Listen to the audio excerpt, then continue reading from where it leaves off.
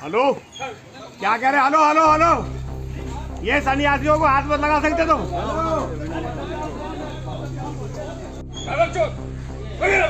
Hello, क्या कह रहे? हेलो हेलो हेलो, ये सन्यासियों को हाथ मत लगा सकते तुम।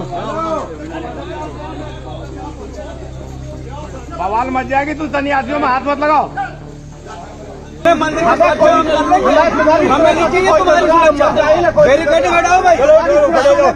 अंदर आप लोग, चलो अंदर आप लोग। तुम्हारी सुरक्षा हमें नहीं चाहिए, हटाओगी सुरक्षा हमें नहीं चाहिए तुम्हारी। मतलब पूजा करने वालों को रोकोगे, तुम सफाई करने वालों को रोकोगे, ये तुम्हारी सुरक्षा है।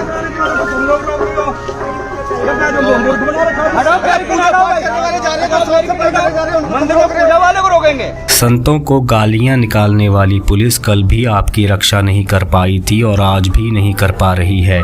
यूपी पुलिस द्वारा गाजियाबाद का शिव शक्ति धाम डासना देवी मंदिर छावनी बना दिया गया है। सन्यासियों को गालियां, थप्पड़ और धक्के मिल रहे हैं। मामला 13 अक्टूबर को मंदिर में रखी महापंचायत से जुड़ा है। योगी सरकार ने महापंचायत की अनुमति नहीं दी और यति सन्यासियों की गिरफ्तारियां शुरू हो गईं। महापंचायत 4 अक्टूबर को मंदिर पर हुए हमले के विरुद्ध रखी गई है। जिन्हें मामला नहीं पता उन्हें मैं बताना चाहता हूं कि 29 सितंबर को मंदिर के पीठाधीश्वर महामंडलेश्वर यति नरसिंहानंद गिरी जी महाराज ने तथ्यों और इतिहास के आधार पर हिंदुओं को दशहरे पर एक सुझाव दिया था। यति जी का सुझाव जिहादियों को चुभ गया।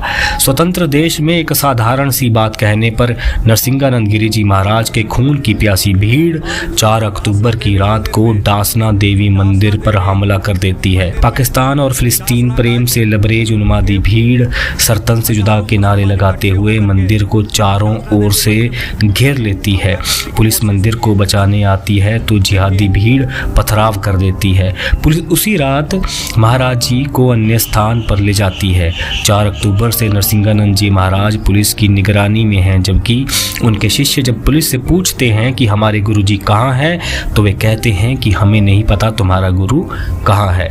मुसलमानों को पाकिस्तान देने के बाद भी भारत में आज एक ऐसा दौर आ गया है कि सच बोलने वाले का सर तन से जुदा करने के नारे लगते हैं। अपने गुरुजी और शिव शक्ति धाम की सुरक्षा पर चिंतित हिंदू समाज 13 अक्टूबर को डासना देवी मंदिर गाजियाबाद में एक महापंचायत का ऐलान करता है, मगर योगी सरकार अनुमति नहीं देती। मगर अपने मंदिर पर जिहादी हमले के विरोध में आक्रोशित हिंदू समाज महापंचायत करने पर अड़ा हुआ है।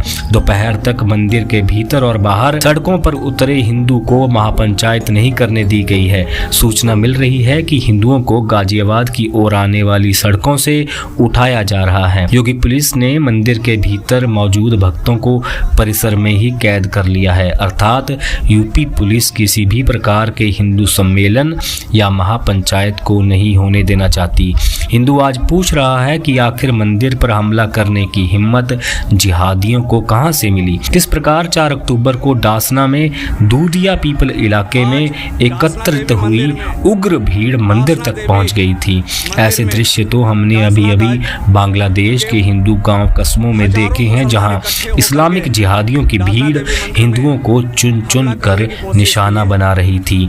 ठीक ठीक वही नारे डासना में भी लगे जो कभी कश्मीर में लगे थे, जिस समय हिंदुओं को घाटी से उखाड़ फेंका जा रहा था।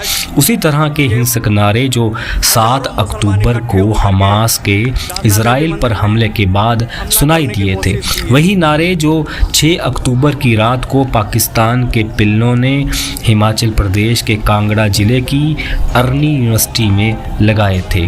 वही उन्माद, वही नारे, वही मकसद। दुनिया का कोई भी कोना आज इन नारों से अछूता नहीं रहा है।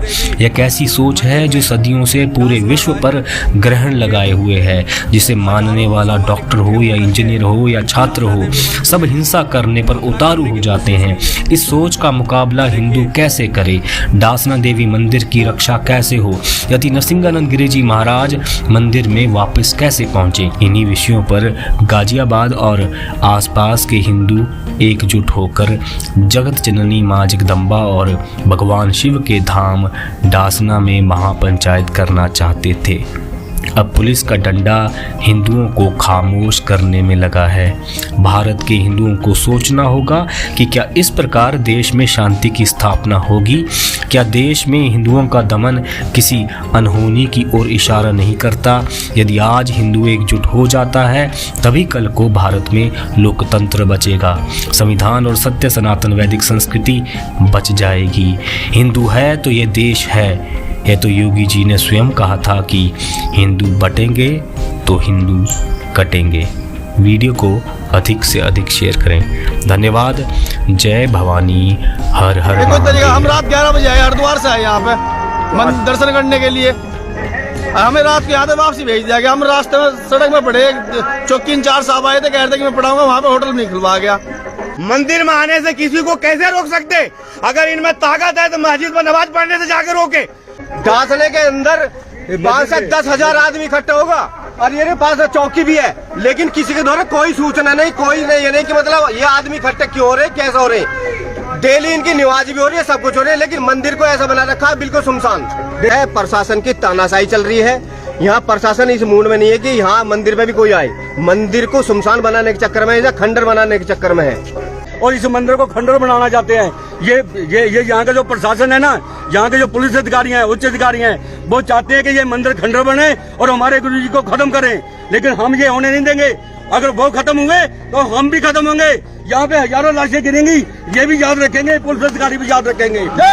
जिस तरीके से हमला हुआ, हजारों की भीड़ ने हमला करा है, उस तरीके से पुलिस को तो सुरक्षा हमें देनी चाहिए, ना कि जो भक्तजन आ रहे हैं उन भक्तजनों को रोक रहे हैं। जो महापंचायत में आने वाले लोग हैं उन्हें रोका जा रहा है। तो जब यहाँ महापंचायत सबको पता है, शासन प्रशासन को, पूरे देश को पता है, पूरा देश देख रहा है कि यहाँ महापंचायत होने जा रही है हिंदू संगठनों की और हिंदू समाज की, तो मैं ये पूछना चाह रहा हूँ कि पुलिस अधिकारी को समस्या क्या? अगर हिंदू शांतिप्रिय तरीके से आता है तो आप उन्हें रोकते हो, और जब विधर्मी पत्थरबाजी करने आते हैं, जब विधर्मी यहाँ पे जो है हर तरीके से हमला करने आते हैं, मॉब लिंचिंग करने की योजना बना के आते हैं, तो उनको तो आप ढंग से नहीं रोक पाते।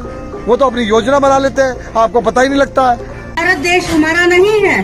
भारत देश तो हमारा हिंदुओं का, हमारा ही है। इसमें क्या आप कौन है? आप किसकी तरफ से प्रश्न कर रही है, पत्रकार के रूप में या मुसलमान के रूप में? अगर आप मुसलमान के रूप में प्रश्न कर रही है तो मैं आपको बताना चाहता हूँ कि आप देश का बंटवारा करके अपना हिस्सा ले चुकी हो।